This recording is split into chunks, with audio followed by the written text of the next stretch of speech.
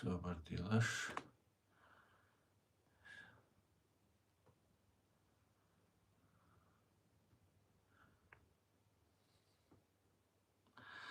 Ein момент, Деон.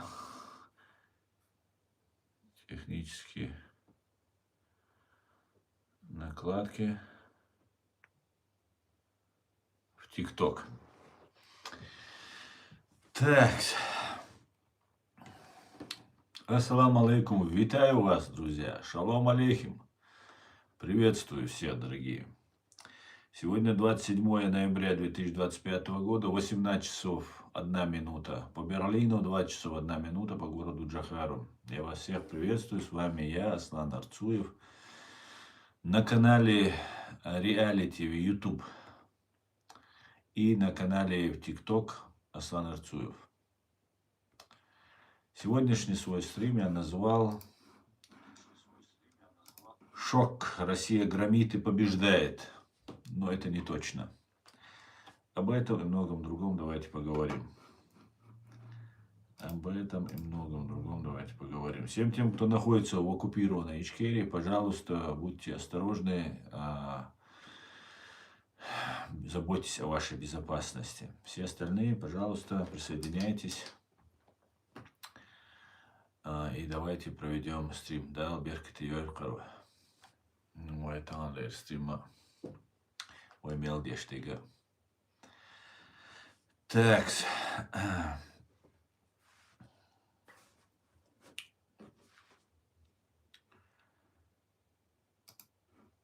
Давайте начнем. А начать я хотел бы с одной новости. Как сообщает нам активация.org, что во временно оккупированной Ичкерии были атакованы дронами военные базы в Байсангуровском районе бывшего города Грозного, ныне города Джохара. Беспилотник попал в здание военного городка, где располагается полк Росгвардии Ахмат, сообщает Осинт канал. Тут невозможно прочитать. В поселке Борзой Шатовского района также атака БПЛА на территории воинской части 65-384, где, как сообщается, дислоцирован 291-й гвардейский мотострелковый полк. Вот такая вот загогулина происходит.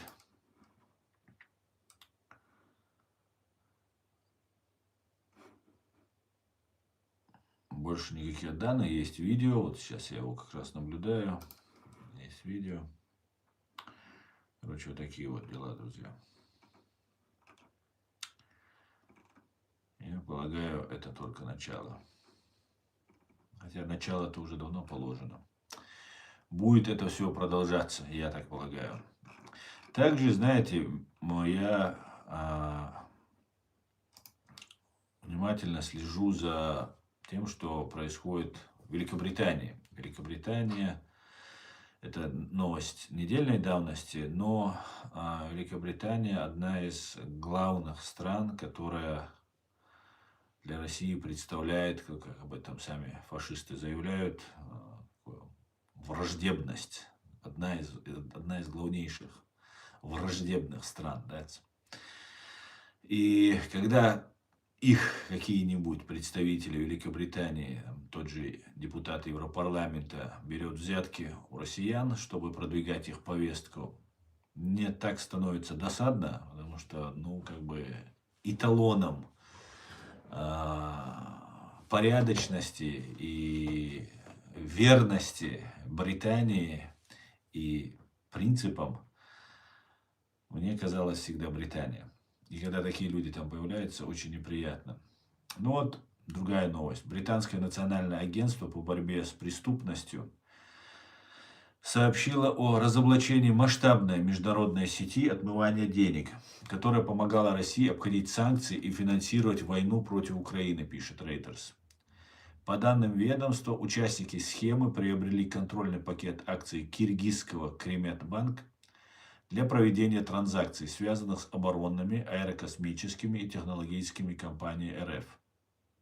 Следствие установило, что преступники конвертировали в криптовалюту наличные деньги, полученные от уличной преступности, то есть от продажи наркотиков, большая часть, а также обеспечивали финансовые каналы для наркоторговцев, российских спецслужб и структур, связанных с государством.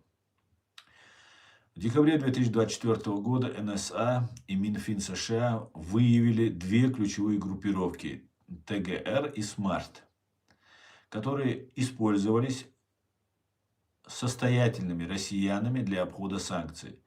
Лондон утверждал, что через эти сети также переводились средства сотрудникам медиагруппы Russia Today и шпионам Кремля в разных странах. ТГР управлял гражданин Украины Георгий Росси, который до переезда в Европу работал в российском банковском секторе. Его же считают владельцем доли Кереметбанк.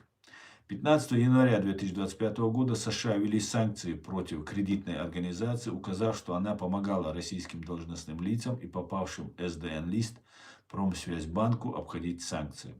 Среди подельников Росси были люди по фамилии Черкинян и Андрей Бреденс или Кренакс. СМАРТ управляла уроженка Сибири Екатерина Жданова, задержанная во Франции. Ее подельником были Никита Краснов и Хаджимурат Магомедов. НСА указала, что ТГР и СМАРТ заработали на схеме миллионы фунтов стерлингов, беря за транзакционную комиссию 3%. Всего в рамках международной операции по пресечению деятельности сети силовики Соединенного Королевства, США, Франции, Испании и Ирландии арестовали уже 128 человек. Только в Британии было изъято свыше 25 миллионов фунтов стерлингов, это 32,7 миллиона долларов, наличных и криптовалюте. Общий объем отмытых средств насчитывает миллиарды долларов. Сеть охватывала более 30 стран. Господи, благослови короля, так сказать. Отличная новость, отличная. Ну и тоже у нас здесь проходят такие интересные события. У нас здесь в Германии, как известно, в Германии нет обязательного призыва. И сейчас обсуждается о том, чтобы вводить обязательный призыв для молодежи. И все молодые люди должны пройти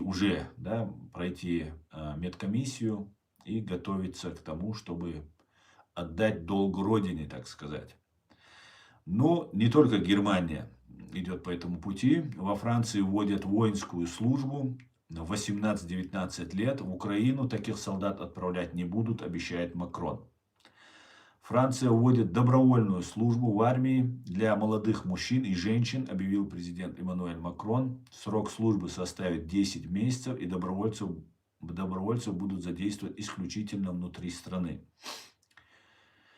Мы запускаем новую национальную службу постепенно, начиная с будущего лета, заявил Макрон. По его словам, начинающаяся со следующего лета новая программа по набору на военную службу призвана стать ответом на растущую угрозу со стороны России. Выступая в четверг на пехотной базе под Греноблем, он подчеркнул, что служба будет проходить исключительно на французской территории.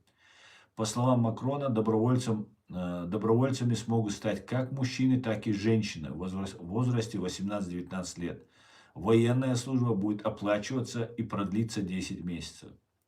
Ее стоимость обойдется бюджету страны в 2 миллиарда евро, около 2,3 миллиардов долларов. Президент назвал это существенным и необходимым шагом. Макрон рассказал, что в 2026 году он планирует набрать 3000 добровольцев, а к 2030 увеличить их число до 10 тысяч. Вообще это не так уж и много. Моя цель для Франции довести этот показатель в 2036 году до 50 тысяч молодых людей в зависимости от того, как будут меняться угрозы, отметил Макрон. Прошедшие службу добровольцы смогут вернуться к гражданской жизни, перейти в резерв и продолжить карьеру в армии. Короче говоря, друзья, там нам все рассказывают, что война сейчас закончится, там где-то какие-то переговоры идут и так далее. Но на самом деле, если смотреть на шаги, которые предпринимает Франция, Германия, многие-многие, практически, я думаю, все страны Евросоюза, все увеличивают армию, днем и ночью производится оружие, значит, колоссальные деньги и усилия, которые вкладываются в это, они вкладываются не зря.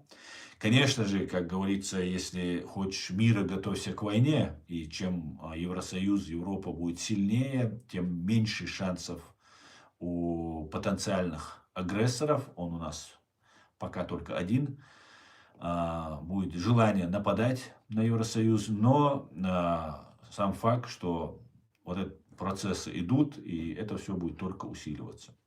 Вот как-то так, друзья. Как-то так. Бои в Украине идут очень тяжелые, очень серьезные. Русские несут снова, обычно стандартные свои потери, но уже и то они увеличиваются. Сегодня заглядывал на страницу Вооруженных сил Украины, Генерального штаба Украины, и там, короче говоря, все очень-очень кровопролитно. К большому сожалению, война останавливаться не собирается. Хотя нам тут разные рассказывают. Вот, еще один шаг там. Мы сейчас все закончим и так далее.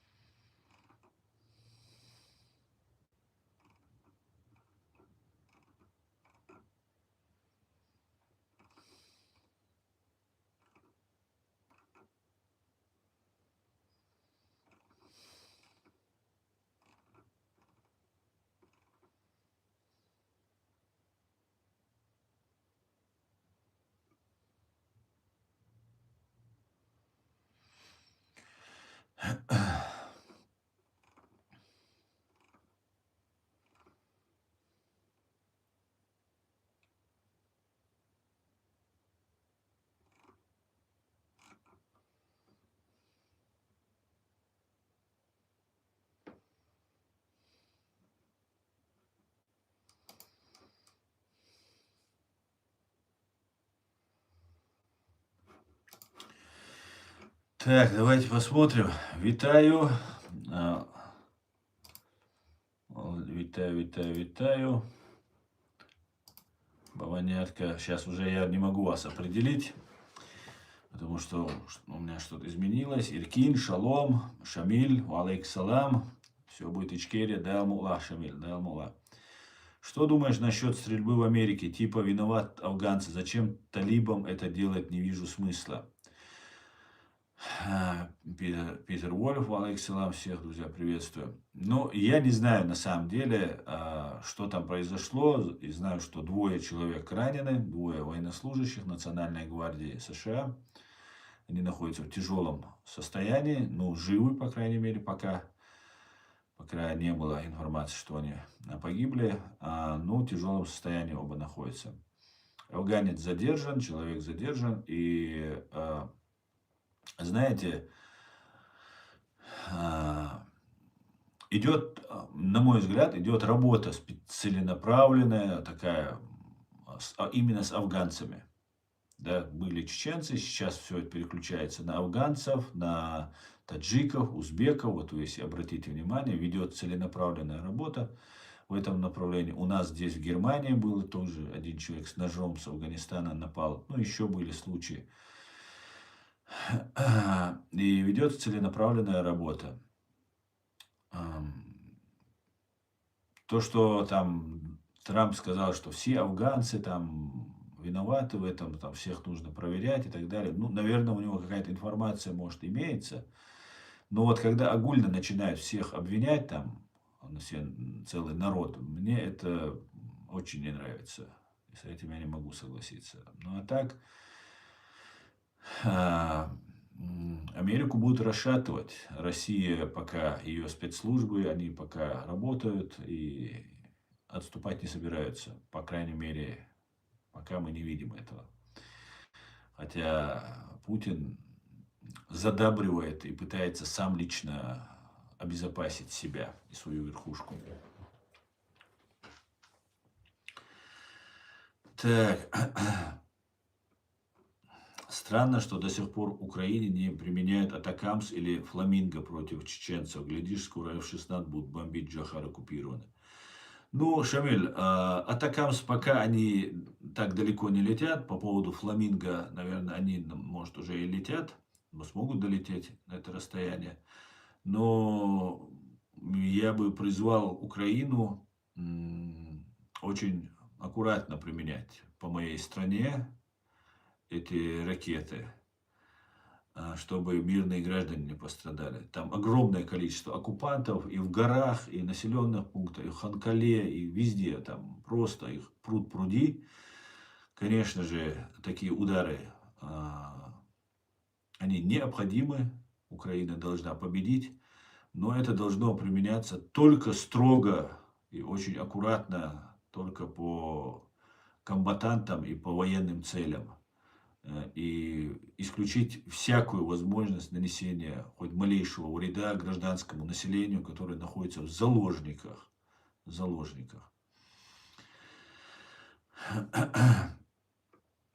То, что сейчас там события разворачиваются, может быть сейчас, если будет какой-то отвлекающий маневр, да, некоторые пытаются из этого представить, что вот сейчас мы там где-то что-то начнем. Нет, пока наш президиум ничего не скажет, мы ничего не начнем.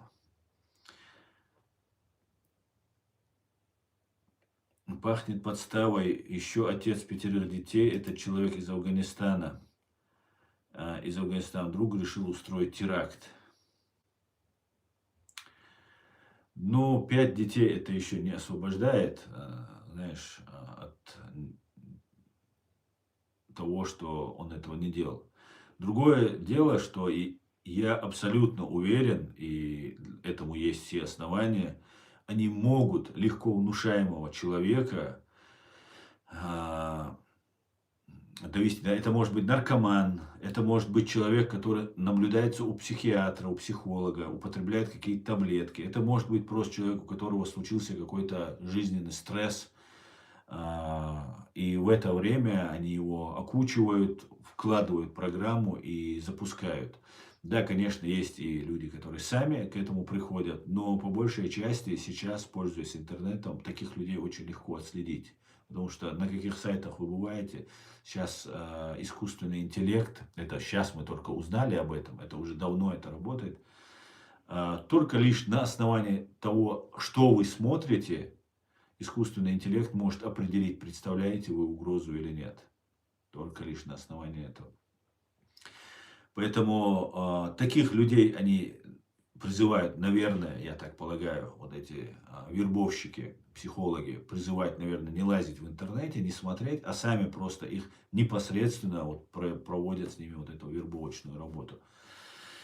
Поэтому будем смотреть. Очень жаль, конечно, что такое происходит, и выражаю свои искренние соболезнования и скорейшего выздоровления пострадавшим, и соболезнования, и скорейшего выздоровления желаю. Так, валейк салам, кавказец.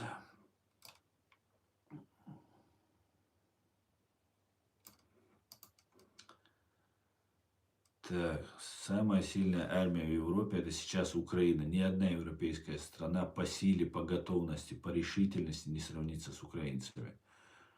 Абсолютно верно, конечно. К тому же в европейских странах очень сильно ценится жизнь, в отличие от постсоветской Украины. Но это ты, конечно, сейчас тут перегнул. В Украине жизнь ценится, очень ценится. Ты, наверное, хотела сказать с Россией, наверное. В Украине жизнь ценится, очень даже ценится. А вот в России, да, России, вашей России, кавказец, она не ценится.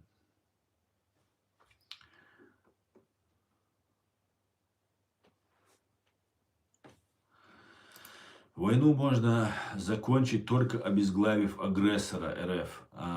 Ну, смотри, убийство Путина, мне кажется, в принципе ничего не даст. Ситуация будет также продолжаться. Понимаете? Агрессия также будет продолжаться. Это однозначно. Потому что войну начал не Путин, как нам пытаются внушить. Войну начал ФСБ. Это системная большая работа, которой шли очень давно. Вот, нападению на Украину. Нападение на Крым и в целом на Украину, об этом еще предупреждал Джохар Дудаев, как мы помним, в 95-96 годах. Поэтому это ни для кого не секрет, для специалистов, всем это известно. Так.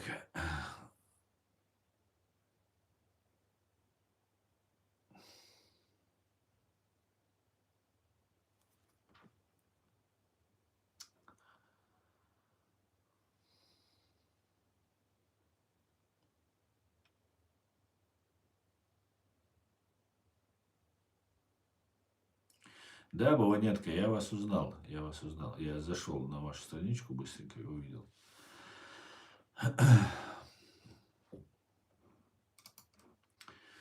Ты, придурок, наговорил на уголовное дело. Полярная сова ждет тебя, говорит. Джек Лондон, да он.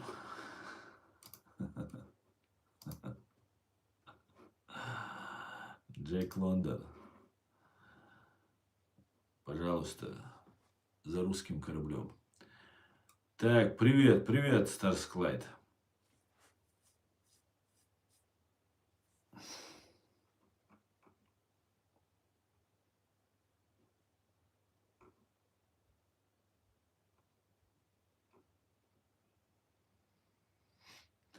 О какой остановке войны идет речь, когда Россия буквально штампует все эти ракеты, дроны, шахеды, беспилотники, военное оборудование? Что они будут с этим делать? Ну, они не собираются останавливаться, об этом нет. Это все...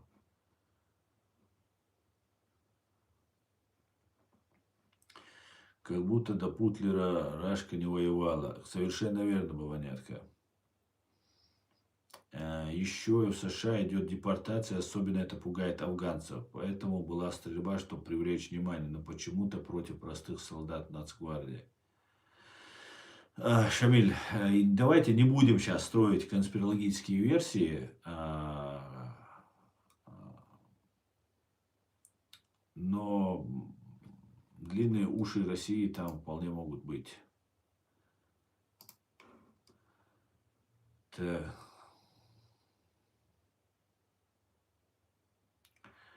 Аслан, ты когда-нибудь думал, что именно США не допустит развала России? Да, я, конечно, об этом думал. Именно же Соединенные Штаты были против того, чтобы развалить Советский Союз. Они были против этого. И я думаю, все-таки развал произойдет. Развал произойдет. Развал и разделение России на несколько Россий. Европейскую, как об этом писал Бжезинский, европейскую, сибирскую и дальневосточную. Курилы уйдут Японии, Калининград уйдет, кому он там полагается, и часть Дальнего Востока уйдет. Китай уже уходит, ушел уже, да, с Китаю, Сибири и так далее. Часть Сибири, часть Дальнего Востока уйдет к Китаю. Поэтому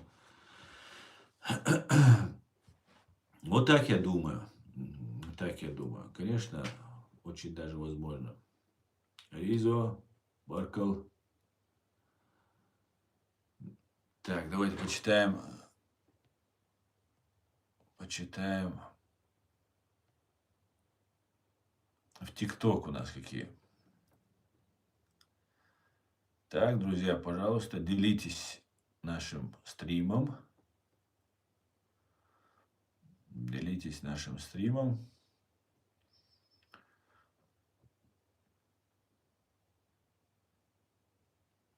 Так, Артахский, Ленинаканский.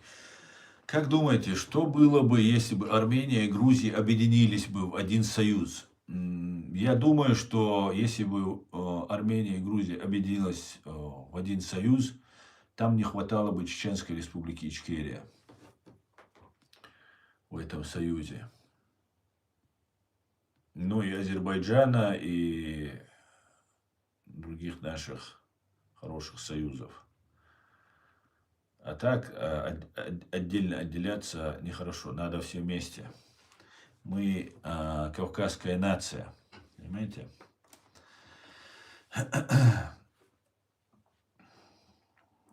Давайте дальше.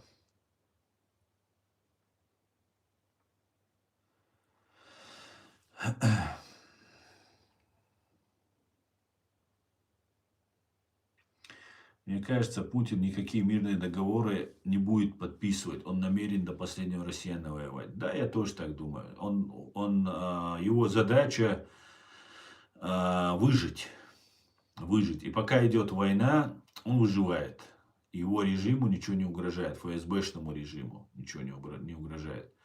И они будут максимально ослаблять вот это мужское население, чтобы не мешать им выживать.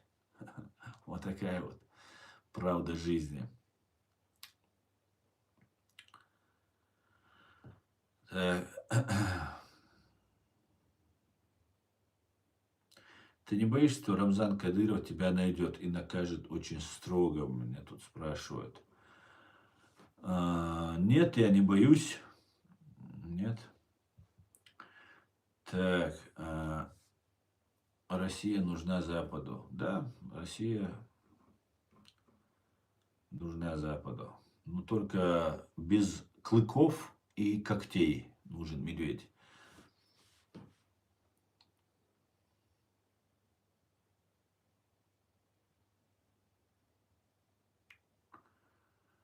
А что мои комментарии не читаешь, Аслан? Ну, Викинг, ты просто некоторые вещи пишешь, которые вот твои мнения, ты свое мнение озвучиваешь. Если ты задал бы вопрос, я бы прочитал бы. Вот я, например, не согласен с тем, что ты говоришь, что Россия марионетка США. Да, отчасти это так, но это в полном смысле этого слова это не так. Понимаешь, кроме Путина, Патрушева, ФСБ, которые стоят на коленях с момента развала Советского Союза перед американцами, я думаю, еще с Советского Союза они стали перед ними на колени. Есть еще другие силы внутри России. Это та же армия российская и много других очень влиятельных сил и людей. Они не такие влиятельные, как ФСБ, но если станет вопрос гражданской войны между вот этими группами, то еще неизвестно, выиграет ли ФСБ у них. Скорее, я думаю, даже военным они проиграют. Поэтому я не прочитал твой комментарий. Ты меня извини, но это мой стрим. И если я считаю что-то нужным, я могу просто не комментировать.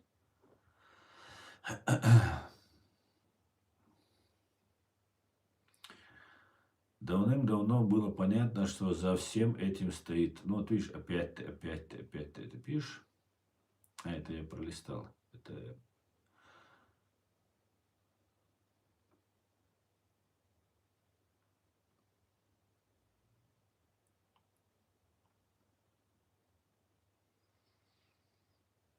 Вся трудность наличия ядерного оружия. Не будь ядерки, вопрос России быстро решили бы. Возможно, возможно. Ну, у меня есть подозрение, хотя убедительно люди объясняют, что ядерка есть, и она, наверное, имеется в наличии. Но возможно ли она, может ли она применить, вот в чем вопрос. Союз кавказских стран, Грузия, Армения, Азербайджан, Дагестан, Чечня, Ингушетия, Осетия, говорит Старсклайд. Да, было бы хорошо, если весь Кавказ объединился в единый Кавказский союз, Кавказский дом. Смотрим.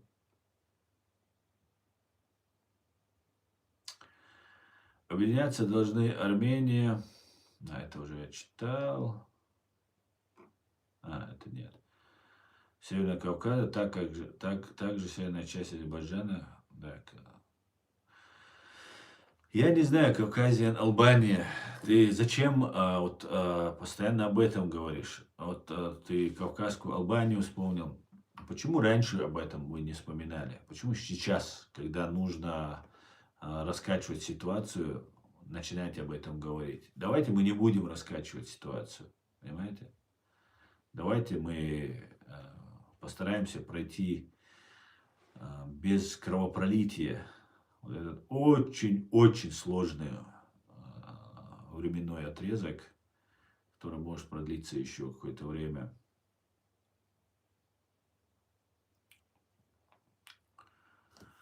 Рулет Россия.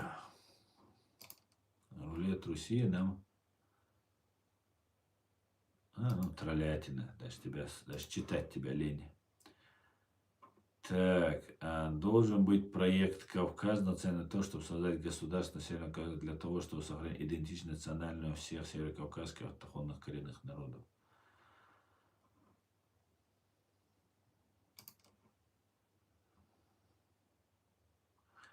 Калининград Курилы, родную гавань, как любят рашисты.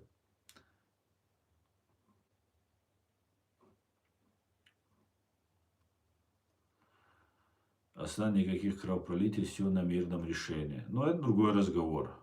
Это другой разговор. Я не тролль, говорит, я честный человек, говорит. Но честный человек. Почему у тебя флаги агрессоров и террористов, ты говоришь? Вот я там не заметил российского флага, поэтому не знаю, о чем ты говоришь. В Башкирии отметили 8 тысяч погибших на СВО. Я думаю, эта цифра очень сильно занижена. Очень сильно. Я думаю, на порядке просто занижена. Армения и Азербайджан – это не Кавказ. Кёльн, ну, может быть, ты так считаешь, может быть, это так. Азербайджанцы, в принципе, себя считают кавказцами. И я тебе скажу, хоть и на России это получило такой негативный оттенок, потому что Россия все хорошее всегда пытается унизить, принизить, дискредитировать. Кавказец, это звучит гордо, я тебе скажу. Но армяне говорили, что мы не кавказцы. Но тогда была война, и им нужно было откреститься от нас, чтобы как-то их не путали с кавказцами, потому что кавказцев на России терроризировали, просто страшное дело. Да и сейчас фашизм никуда не делся на России. Поэтому, а так, сейчас это называется и Армения, и Азербайджан Южным Кавказом. Южным Кавказом. Хотя Армения, да, чуть подальше, ее можно даже посчитать, что это не Кавказ, но по идее мы все кавказцы. Нравится это кому-то или не нравится.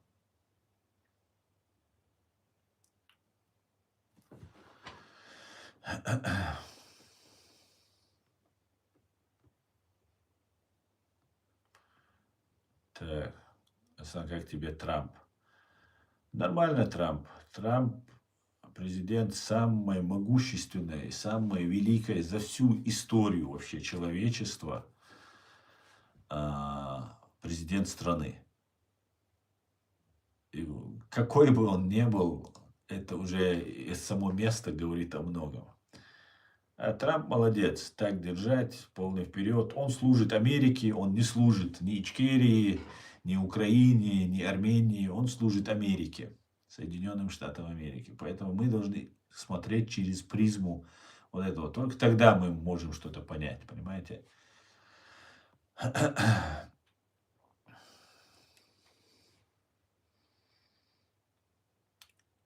Армения, Кавказ, скажи твое мнение честно. Матевосян. Матевосян ММА. Ну, я всегда говорю честно. Мой канал, и я отличаюсь тем, что я никогда не лгу своим подписчикам, своим зрителям. Поэтому можешь не добавлять по поводу честно. Честно, как армяне решат, тем они и являются. Но я за то, чтобы мы с Арменией, с Грузией, с Азербайджаном и нашими кавказскими республиками объединились в единый Кавказский дом.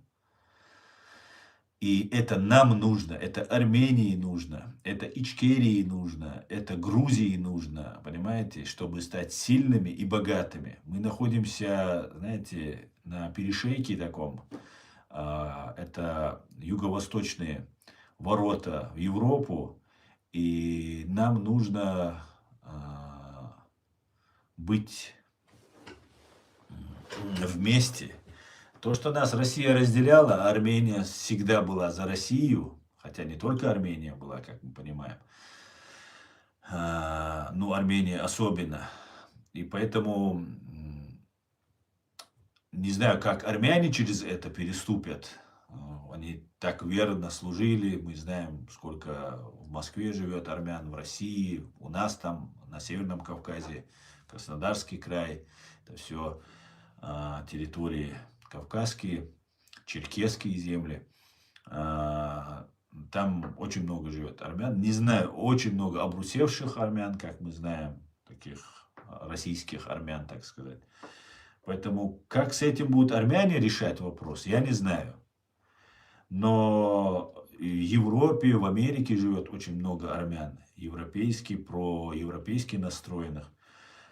И с такими армянами, которые не убивали чеченцев, не помогали убивать чеченцев, мы бы хотели бы строить мир. Мы бы хотели строить мир. И я очень рад, что сейчас война между Азербайджаном и Арменией закончилась. Я вижу реваншистские такие настроения у некоторых, что надо еще раз там на азербайджанцев напасть. Я считаю, это путь в никуда. Армянам, азербайджанцам нужно закрыть эту страницу. Всегда Армению и Азербайджан стравливали русская империя.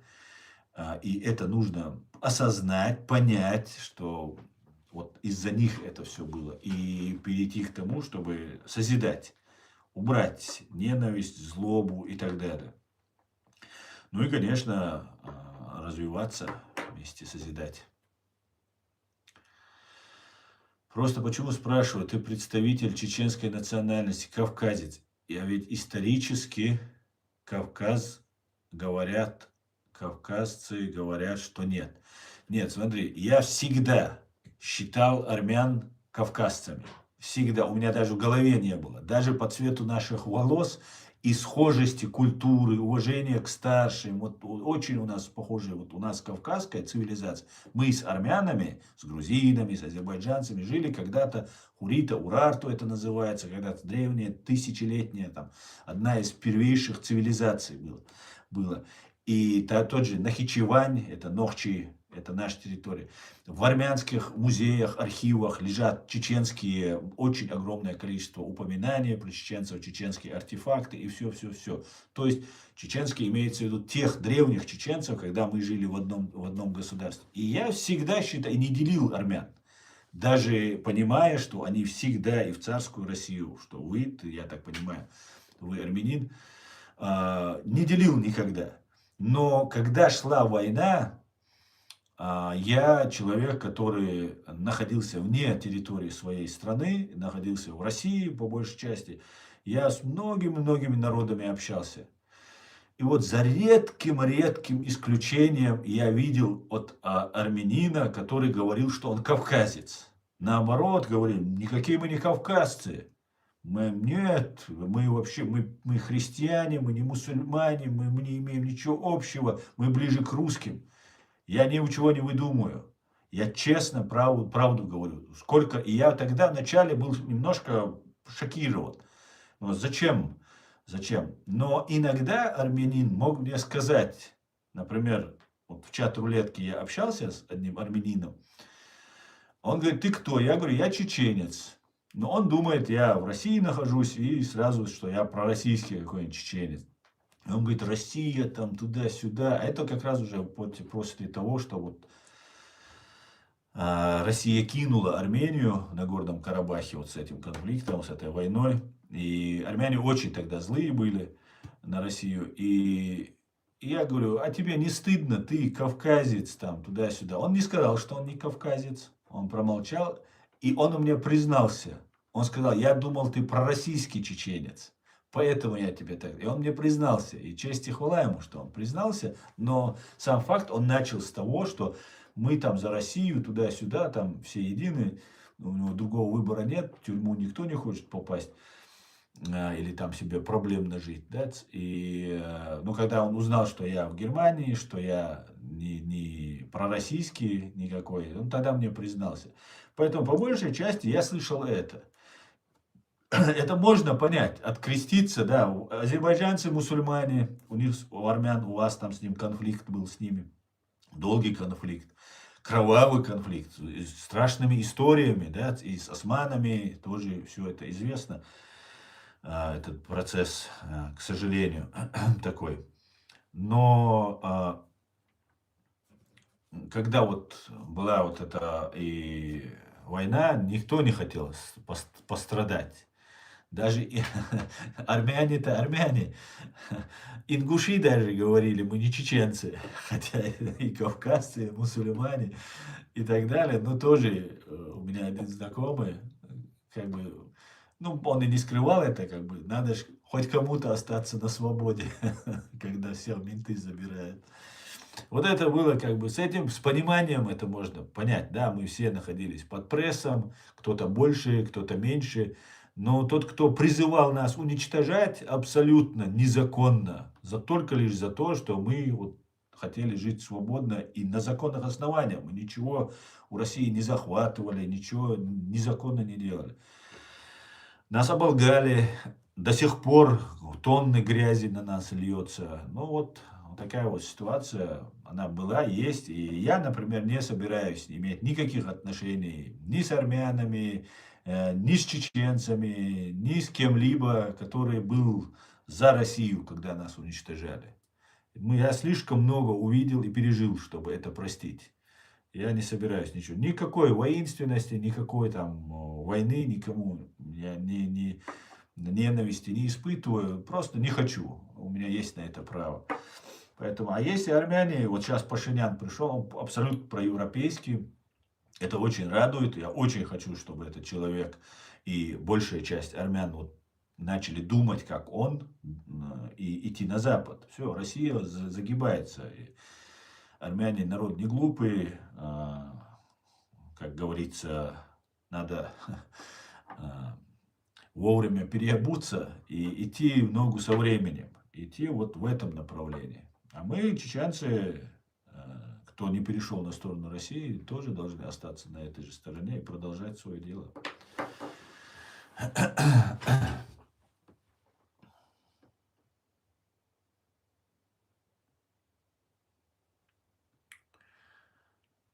Так, у тебя тема сегодня про армян. Нет, у меня тема не только про армян, у меня тема про все, что будем обсуждать. А так, армяне отличные люди, и мы должны с ними вместе жить и созидать. И вот эти все вещи, которые нам Россия навязывала, не только им, но и нам это в большой степени, мы должны это перебороть. Мы должны через это переступить, нам это не нужно. Наконец-то мы должны стать взрослыми, состоявшимися народами, понимаете, без всех вот этих навязываний и ненависти и агрессии, которые есть. Так, давайте посмотрим.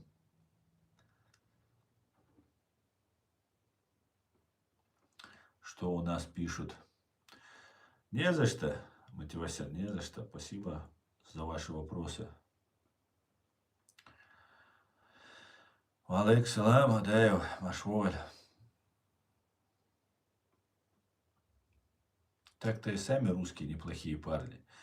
Ахмад. Но, знаешь, трудно не согласиться с тобой, когда ты жил среди русских, ты знаешь, что среди них есть и порядочные, и непорядочные, поэтому, конечно же, огульно обвинять было бы с моей стороны неправильно. Но у России, у россиян, у русских есть такая одна проблема, вот это империализм.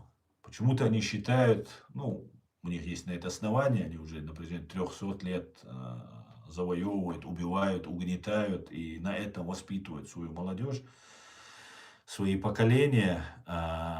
И это трудно не заразиться, да? Это их идентичность, это их скрепа. Но если в них нет вот этого империализма, то русские очень даже нормальные люди, с которыми можно сосуществовать, очень даже можно. Единственное, вот этот империализм, который вроде бы и засыпал, казалось бы. Ну вот он сейчас проснулся, еще не сейчас в Украине он проснулся а, с началом агрессии против Ичкерии, а еще и Молдовы. Ну вот такая вот у них система ФСБ, которая ими управляет. Так, армян очень много в Гринвуд, Калифорния и Ватертаун, Массачусетс. Да, армян очень много, во Франции очень много. Армяне сами говорят, что Армения это их офис, а весь мир это их дом. Алейкум, 40-я армия. И что за армия?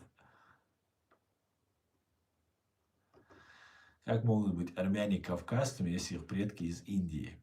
Ну, смотри, мы же определяем не тем, что откуда кто произошел. Ну, например, какие могут быть кавказцы, например, русские, живущие на Кавказе. А они кавказцы. Если эти русские хотят с нами сосуществовать на Кавказе, или казаки, которые у нас там тоже живут и уже обкавказились, так скажем так, чем они не кавказцы?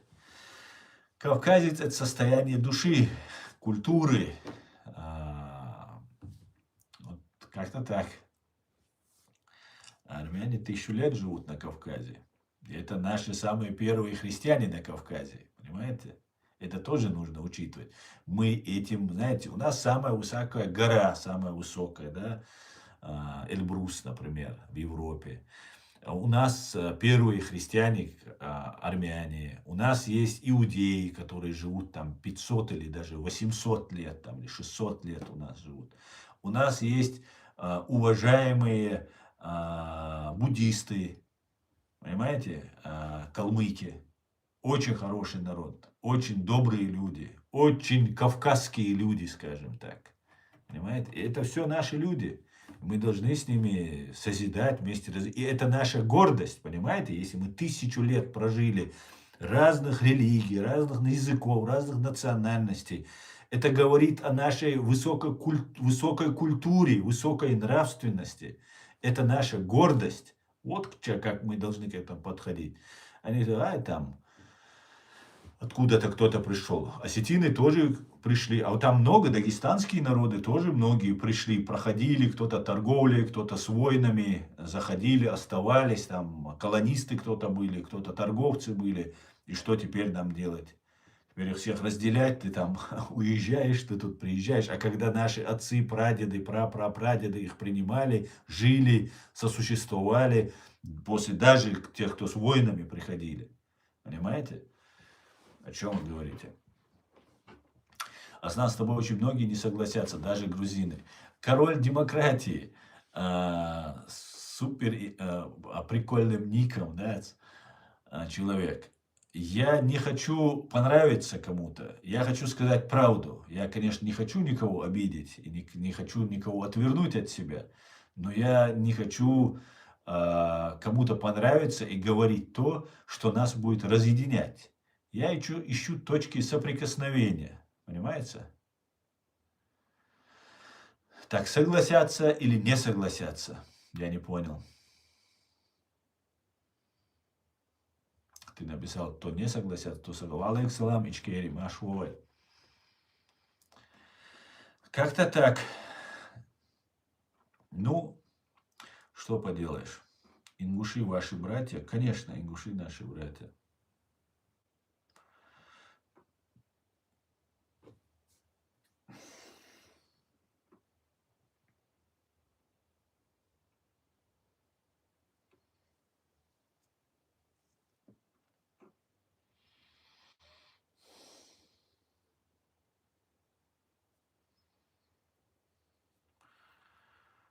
Ты за деньги говоришь свое мнение? Нет, Саня Соколов, нет. Я говорю абсолютно бесплатно. Безвозмездно.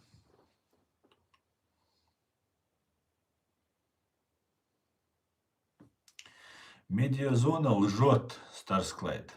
Медиазона лжет. До 10 тысяч убитыми и ранеными из временно оккупированной Чеченской Республики Ичкерия. До 10 тысяч. Около 10 тысяч.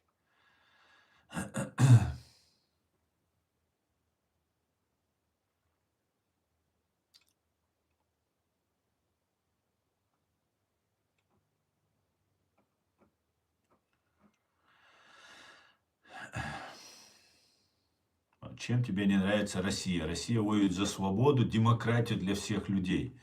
Рулет Руссия.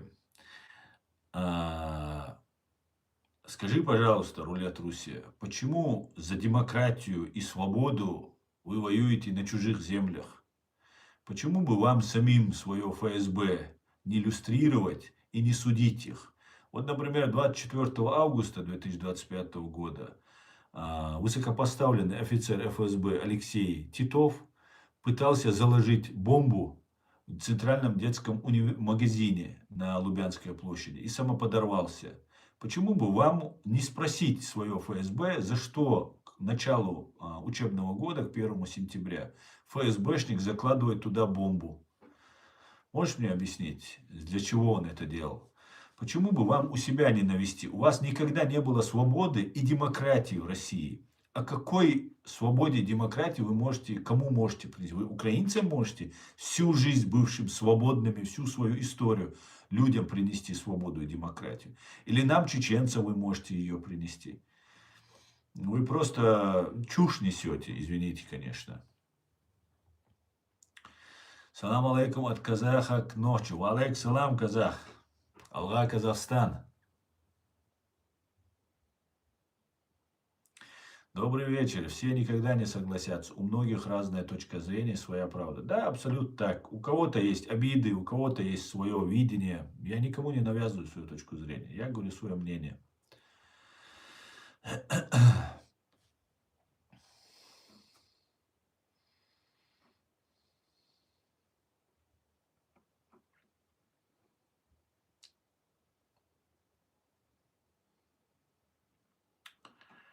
Абхазия, Южная Осетия – это Грузия. Карабах, Азербайджан, независимая Ичкерия. Так будет точнее.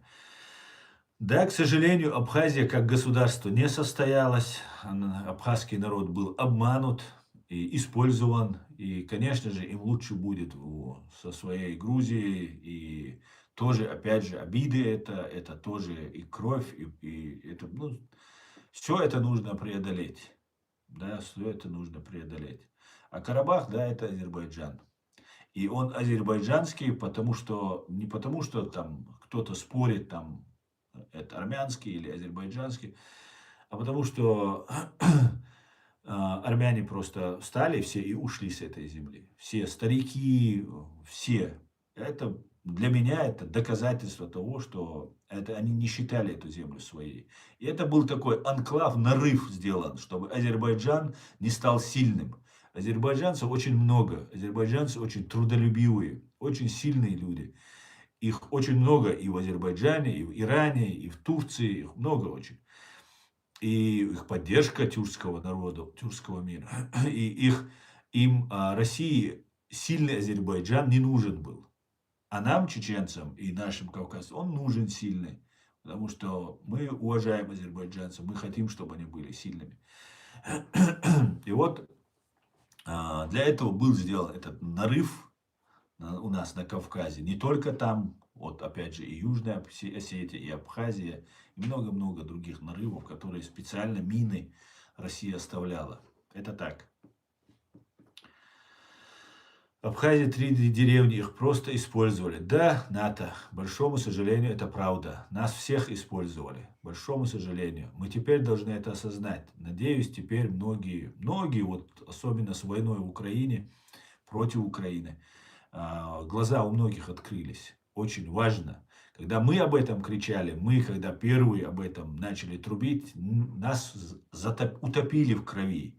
Наш крик, наш призыв был просто утоплен в этой крови, в нашей же крови. Но теперь, когда сила сопоставима с Россией, Россию бьют, это говорит о том, что люди просыпаются. Это очень хорошо, это важно. Мы должны осознать, мы должны прийти в реальность. Хватит жить в русской вот этой пропагандистской матрице.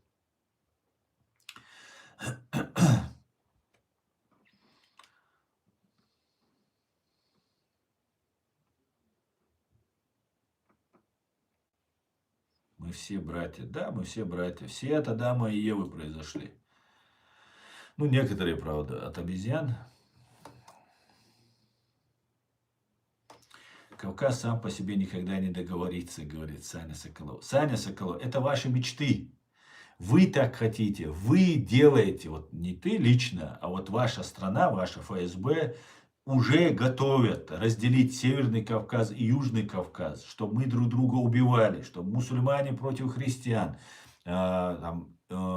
все остальные, армяне против азербайджанцев, грузины против чеченцев, чеченцы против дагестанцев. Это вы хотите сделать, это ваша имперская такая политика. Понимаете, не все само собой ничего не происходит. Вы целенаправленно вкладываете колоссальные деньги, колоссальные усилия, чтобы стравить народы. Понимаете? Вы это делаете. Поэтому без вас мы расцветем. Если кто-то внешне не будет нас натравливать друг на друга, давать кому-то деньги, старые обиды доставать, и некоторые они есть, на это есть реально основания, да, есть, это факт. Но если мы идем по этому пути, то, конечно, будут конфликты. Но мы, свободные кавказцы, кавказская нация, как называл нас Абдурахман Ахтарханов, жили всегда в мире и всегда договоримся. Мы гордились своим разнообразием, разнообразием религий, разнообразием языков, разнообразием наших национальностей, нашей идентичности. И при всем при этом мы были едиными, во многом едиными.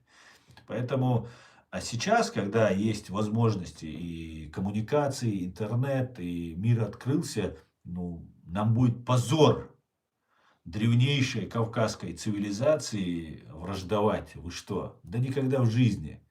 Мы сделаем все, чтобы не враждовать. Понимаете? Мы все для этого сделаем. Просто свалите с нашей территории. Просто уберитесь к чертовой матери. И все. Больше от вас ничего не требуется. Ну, потом, как правда, компенсация нам от вас потребуется. И все.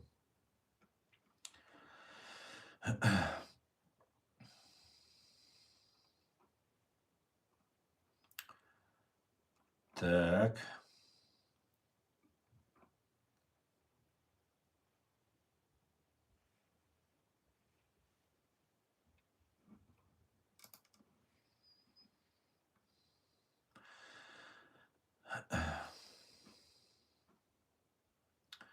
Армяне, индоевропейцы, которые ассимилировали предков кавказцев, урартийцев и хуритов. Лингвистически они индоевропейцы, не кавказцы, как грузины и другие северокавказцы. Ну, вполне возможно. Осетины тоже говорят, там с Персии пришли, там другие пришли. Много откуда кто у нас пришел на Кавказе. Остались, евреи к нам пришли, другие пришли, остались, живут. Все, созидаем, развиваемся. Я понимаю, что ты просто комментируешь это. Ничего страшного. Очень хорошо.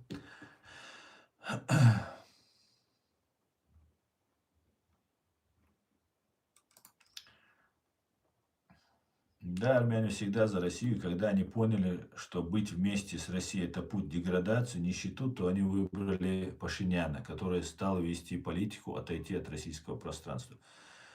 Ну, как говорится, лучше поздно, чем никогда. И знаете, армяне всегда были не глупыми.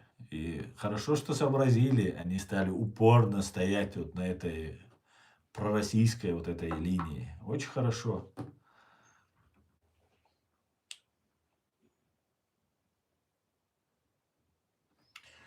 Ассаламу алейкум всем адекватным братьям. Спасибо, Аслан, за твою разъяснительную работу. Ва алейкум ассалам, Осман. Спасибо, спасибо.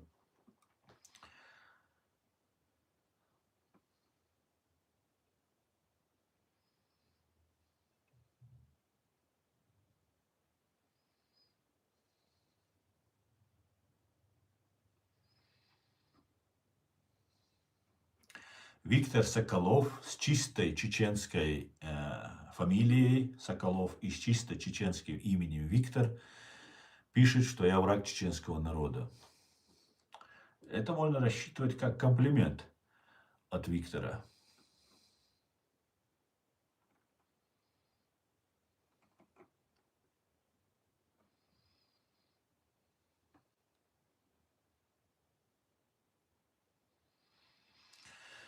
Так, друзья, я немножко перемотаю, потому что тут само соскакивает вниз все.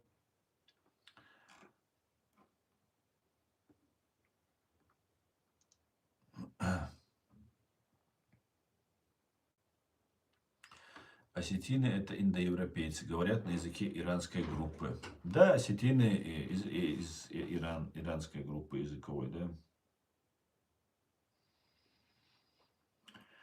Бог не может быть на стороне убийц-людоедов. Да, Бог не может быть на стороне фашистской имперской России. Это правда.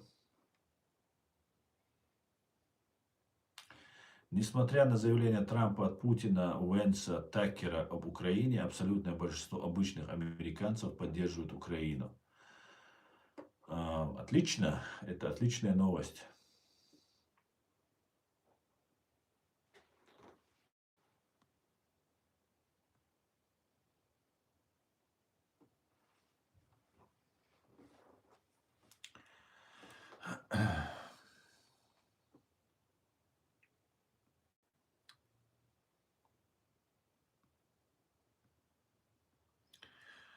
Мусульмане против христиан. Посмотрите, что в данный момент происходит в Африке. Почему все молчат? Гутеринг. Ну, в Африке, если вы сейчас про Судан говорите, или Сомали, где там сейчас идут боестолкновения, там нет христиан, там мусульмане с мусульманами воюют, причем сунниты с суннитами. Понимаете? И там опять торчат длинные уши российских и иранских спецслужб. Осетины по ДНК кавказцы, у них галогруппа G. Лингвистически они индоевропейцы, по культуре они кавказцы.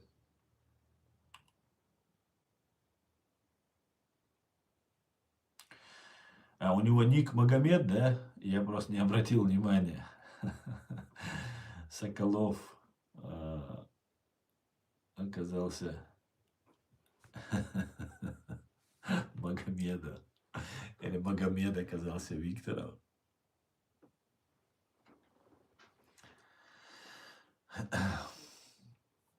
Так, не спор, кавказцы Россию держат и Москву в том числе. Не понял. Ты свалился, все валили из Чечни. И что? Так, не понимаю, о чем вы.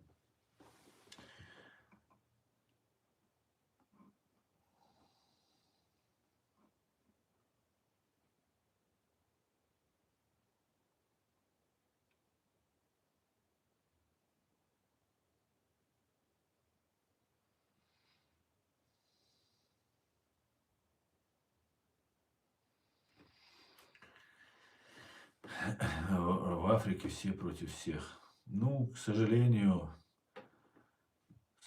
да, там большая беда сейчас в Африке происходит.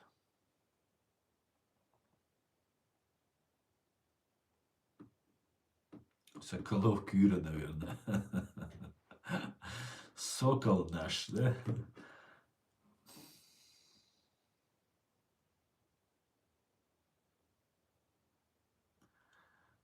Оль.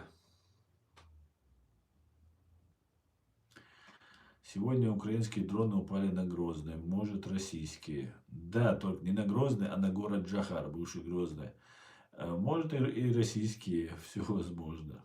Посмотрим, что украинцы скажут. Не знаю, взяли украинцы на себя это за атаку сегодняшнюю.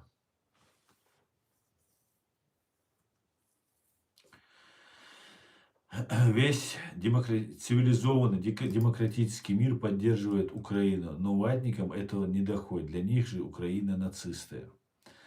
Да, для них обидно, что вот не получилось у них снова утопить в крови очередной народ. Хотя топят они украинцев, пытаются топить, убивают, но вот победить не могут и не смогут до Амула. Алейкум Алихан Датаев. Так, добрый день. На каких языках говорите, и какой язык является для вас родным? Родным для меня является, здравствуйте, Макс Амельченко. Родной мой чеченский язык.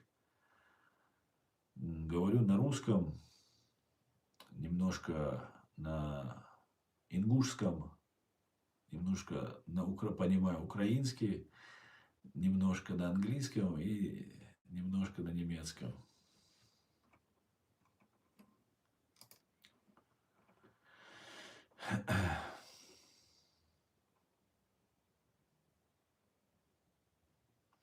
Дику Эдам, Дику Хаму.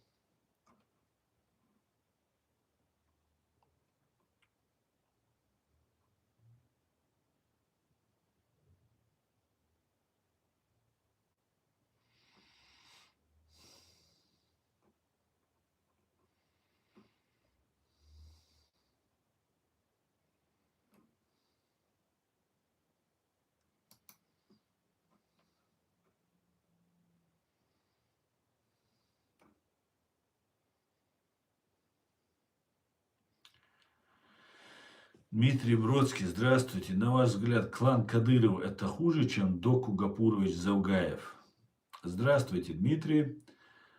Интересный вопрос, конечно. Вы предлагаете меня из сортов выбирать людей, которые предали чеченский народ. Но я скажу так. Кадыровы – это порождение действий Доку Завгаева и таких предателей, как он. Эти люди навлекли на нас эту войну. Руслан Хасбулатов, Доку Завгаев и многие-многие другие, которые служили России, довели ситуацию к тому, что появились вот эти сегодня так называемые кадыровцы. Их бы не было бы. Порождение кадыровцев заключалось в действии не только имперской России, которой некуда было бы вторгаться, не на что было бы опираться, нечего было бы предъявлять миру, что есть какие-то силы, которые вот мы там за то, чтобы быть там с Россией, там и гражданская война, вот не было бы вот этих людей, не было бы кадыровцев. И сейчас уже некоторые за деньги продались, некоторые оказались там, чтобы выжить. Сейчас я могу сказать, есть другие такие же завгаевцы, это закаевцы. Это такие же люди, как завгаевцы. Это, в принципе, это одна ветвь такая идет. Как раз Закаев очень хорошо и к Хасбулатову относится, вот их он там поддерживает, с ними там коммуницирует. И вот я могу тебе сказать, не знаю, как насчет Завгаева, который на самом деле был открыто за коммунистов, за КГБ. А вот закаевцы 1000 раз лживее, чем кадыровцы, которые прямо говорят, кто они есть. Вот такая вот интересная получается ситуация. Люди, которые бьют себя в грудь, говорят, они за Ичкерию, там, за свободу и так далее. По факту это не так, конечно, это всего лишь слова, это ложь и обман, который они нам навязывают. А так я считаю, что Завгаев, Хасбулатов — это люди, главные виновники, изначально главные зачинщики вместе с русскими а, войны против нашего народа. Вот этой кровопролитной, страшной, куда нас ввергли в эту войну вот эти люди. И им никогда от этого не отмыться. Ни перед чеченским народом, ни перед Богом. Никогда.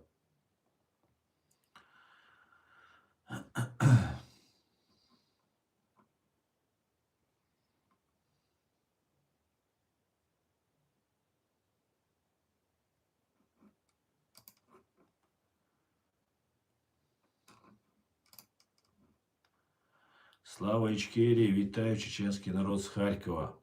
Героям слава, слава Украине. Спасибо, Харьков, приветствую вас. Ассаламу алейкум, алейкум салам. Берзлай.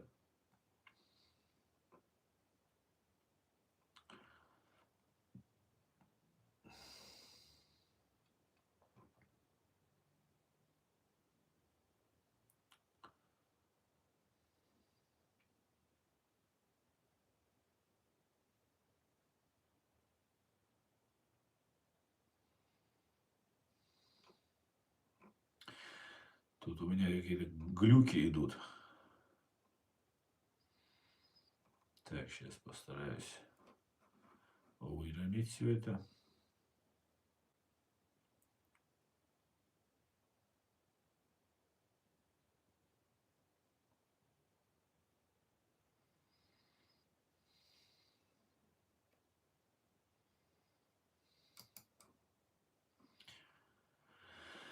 Израиль тоже цивилизованный мир. Серьезный дядя в очках. Алекс, конечно, Израиль цивилизованный мир. А кем ты считаешь Израиль?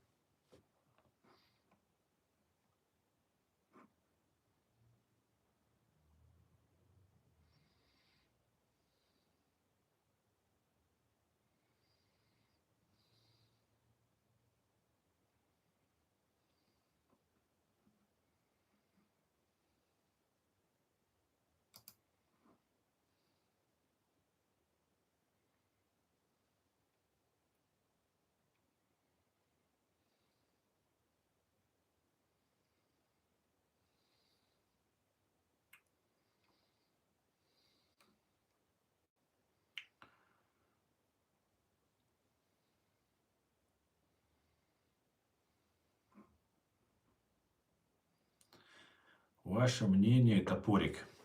Ваше мнение об СВО. Как вы относитесь к белорусам и русским, которые воюют на стороне ВСУ? Я к ним отношусь так, как они относятся к нам, чеченцам. Если они не претендуют на то, чтобы нас топить в крови и не одобряли геноцид моего народа, я только через эту призму могу на все смотреть. У меня никаких вопросов не только к ним нет, наоборот, я их считаю героями.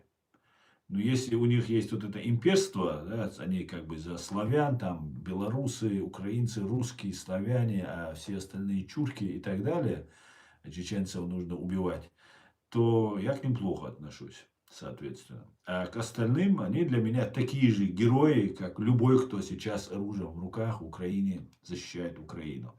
И всех нас свободу.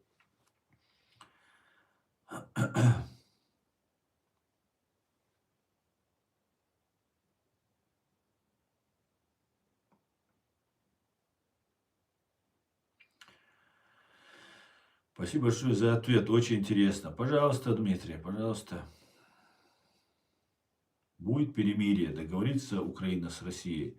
Николай, нет, сейчас я не думаю, что будет перемирие. Возможно, на какой-то момент что-то остановится, и то у меня, ну, просто 1% я этому даю. Я не думаю, что что-то остановится, война будет продолжаться.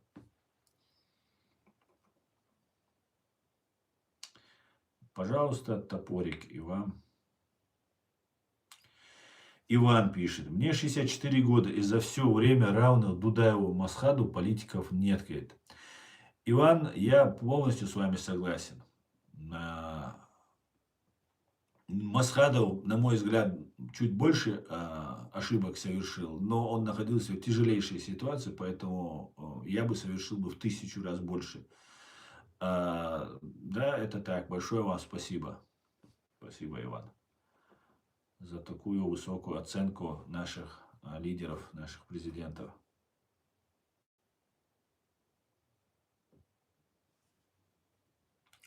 Беларусь точно не претендует, потому что у белорусов нет имперского фашизма, как у русских.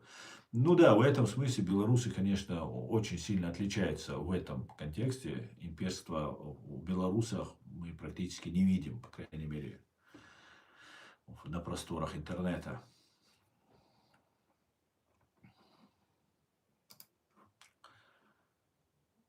Слава Украине, слава нации. Героям слава.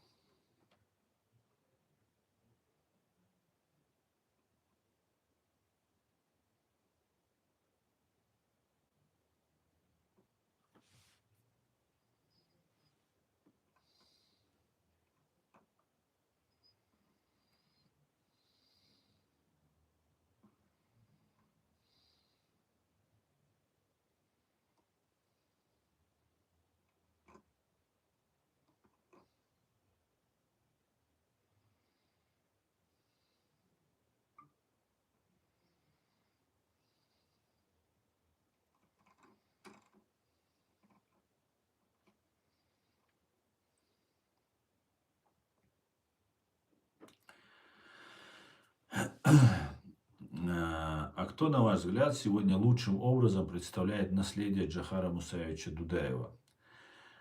А, Ну, если так можно назвать наследие, потому что это не только наследие Джохара, это наследие всего нашего чеченского народа и многих соратников, которые были рядом с Джохаром, которые не стали такими известными, как Джохар, но вложили не меньше, чем сам Джохар. Их огромное количество, их имена мы, чеченцы, будем помнить.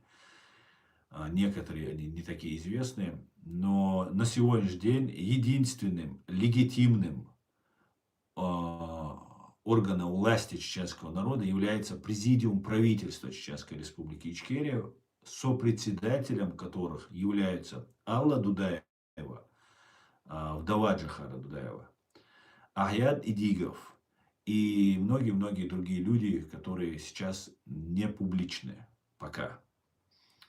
Наше государство, эти люди сохранили, несмотря на тяжелейшие испытания, на тяжелейшие потери, как личные, семейные, друзей, соратников, так и всего нашего народа.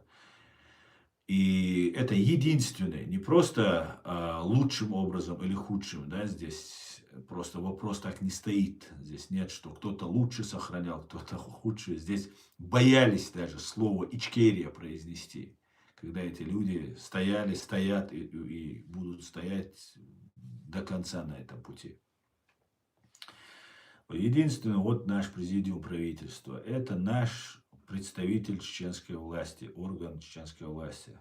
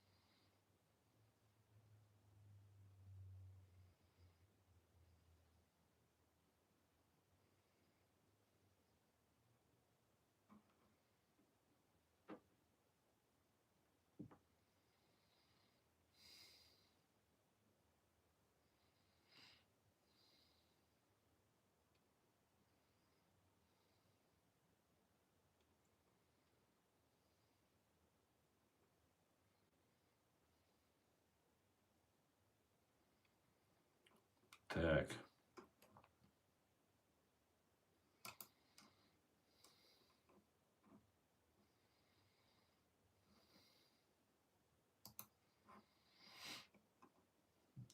тролятина. Я вот тут все даже не успеваю читать даже.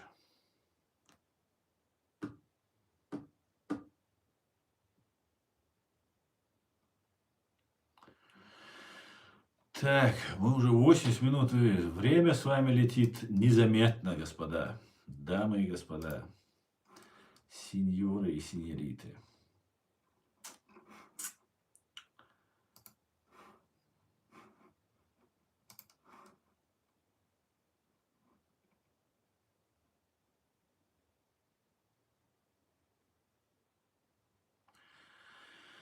Вот еще одна новость по стрельбе в Вашингтоне.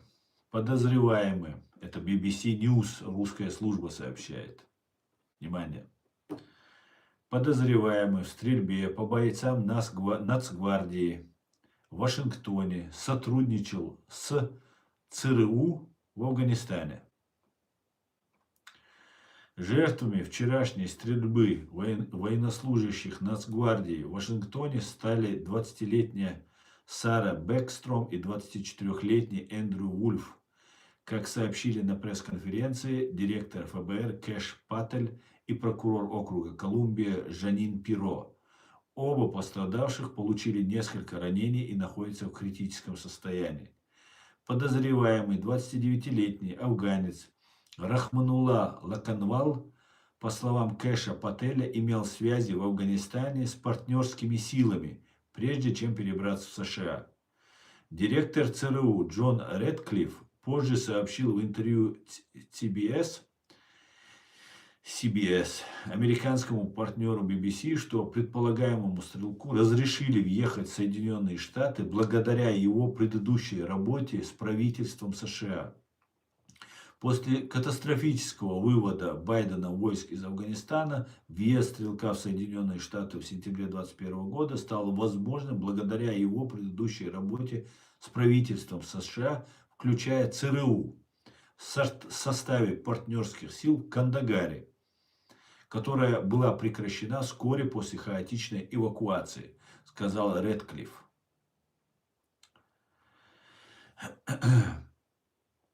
Пиро сообщила Пиро, что Лаканвалу, то есть нападавший, предъявлено обвинение в вооруженном нападении с целью убийства. Но это обвинение будет переквалифицировано в убийство первой степени, если кто-то из раненых среди бойцов Нацгвардии погибнет. По словам директора ФБР, пока рано говорить о мотивах нападения, но в настоящее время ведется расследование по факту терроризма. Генеральный прокурор США Пэм Бонди сообщила Fox News, что раненые бойцы Национальной гвардии перенесли операцию.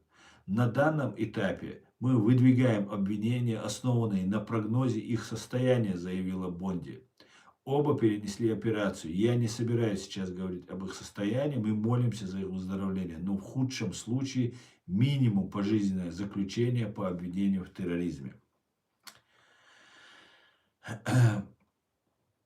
Дальше. По словам Бонди, 24-летняя Сара Бэкстром добровольно вышла на службу в День Благодарения. Она, как и многие гвардейцы, вызвалась поработать, чтобы другие могли провести праздник дома с семьями.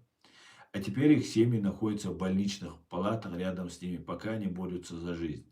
Оба пострадавших гвардейца были военнослужащими Национальной гвардии Западной Вирджинии и находились в Вашингтоне по распоряжению Трампа. Федеральный прокурор округа Колумбия Жанин Пиро на пресс-конференции рассказал, что подозреваемый 29-летний афганец Рахманулла Лаканвал прибыл в США в рамках программы Операцион Alice Welcome, запущенная после вывода войск из Афганистана. По словам Пиро, он жил в Беллингеме, штат Вашингтон, с женой и предположительно 5 детьми. Она отметила, что ФБР и Министерство внутренней безопасности проверяют его иммиграционную историю. Известно, что он пересек страну на машине из штата Вашингтон, намереваясь добраться до столицы, сказала Пиро. По ее словам, преступник стрелял из шестизарядного револьвера Smith Wesson калибр 357. Лаканвалу предъявлены 3 обвинения в вооруженном нападении с целью убийства, а также будет предъявлено обвинение в хранении огнестрельного оружия при совершении насильственного преступления. Если обвинение в нападении с намерением убить будет доказано, 29-летнему подозреваемому грозит до 15 лет лишения свободы.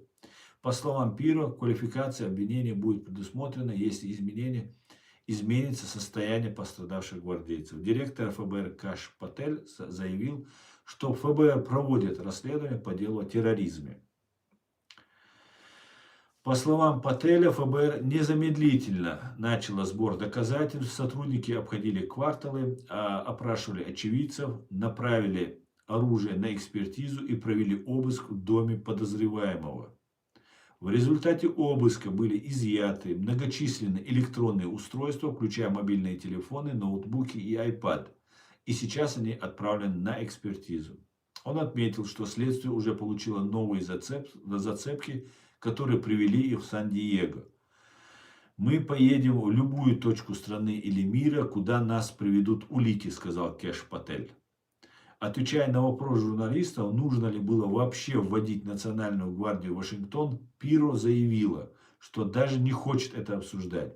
Лучше нам поцеловать землю и поблагодарить Бога за то, что президент сказал, что пора привлечь больше сотрудников правоохранительных органов, чтобы справиться с насилием в городе, который занимал 4-е место по уровню убийств в стране, сказала федеральный прокурор.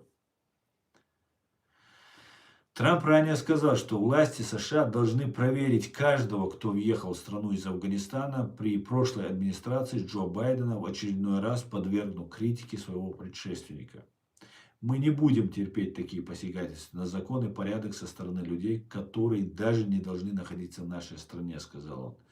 Американский лидер также подтвердил, что поручил главе Пентагона Питу Хексету направить еще 500 сотрудников Нацгвардии в Вашингтон.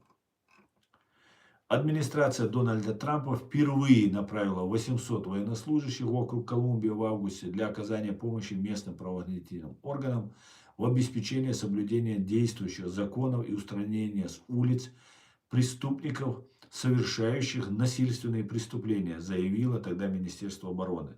Трамп тогда же заявил, что все бездомные должны покинуть Вашингтон. Он объявил, что в рамках мер по борьбе с преступностью в американской столице полиция Вашингтона переходит под федеральный контроль. Некоторые подразделения Национальной гвардии, патрулирующие Вашингтон по распоряжению президента США Дональда Трампа, с конца августа начали носить табельное оружие с целью защиты безопасности и благополучия жителей Вашингтона. Позже войска Нацгвардии были также направлены в Лос-Анджелес и Чикаго. Вот такие вот новости, друзья. Вот такие вот новости.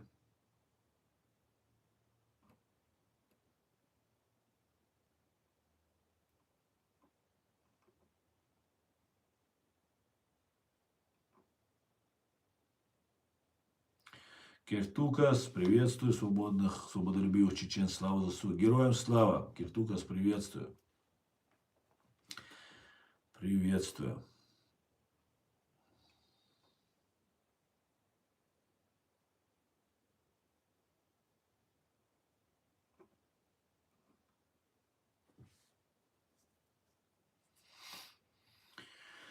Так. Жалобы и скриншоты и видеозапись автора будут отправлены в администрацию главы Рамзану Ахматовичу Кадырову, говорит Егорянчик, 888. Егорянчик, как у тебя там ник? Егор Тюрин. Егор Тюрин.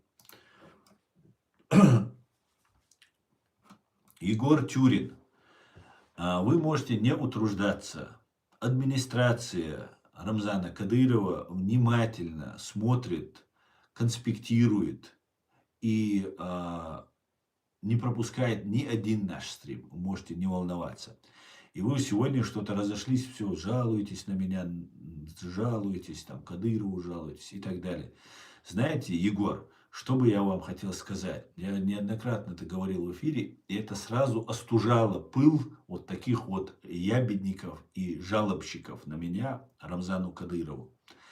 Вы совершили геноцид нашего народа. Вы убили более 250 тысяч наших граждан.